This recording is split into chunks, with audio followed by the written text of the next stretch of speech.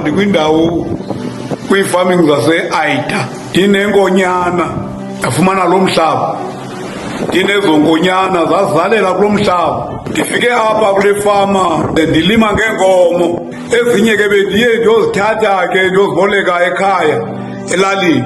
Ndaqhubekeka ke ukulima ke ndize ndikwazi kona apha, ndaqhubekeka ke mane ndihlwelela imbewu zam endisuka nazo ngapha emakhaya ndizithembile.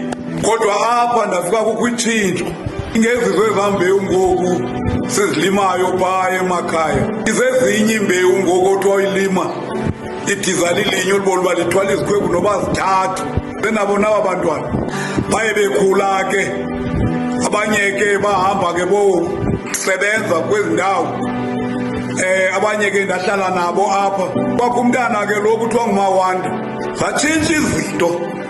Ndamana ngoku izinto ndizifundiswa nguye ke ngoku, nokutofwa nokuthini, izinto ezininzi manditsho. Nguye ke ngoku esendibona uba ngoku ngubhasi kum, ngumlungu wam ngoku, kuba kaloku into ezininzi uyazazi ke. Sendikhokelwa ke ngulo mfana uMawanda.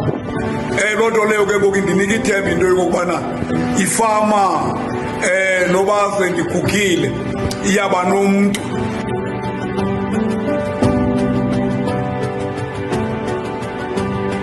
Lo myalezo ndiwuphathelwe liSebe lezoLimo.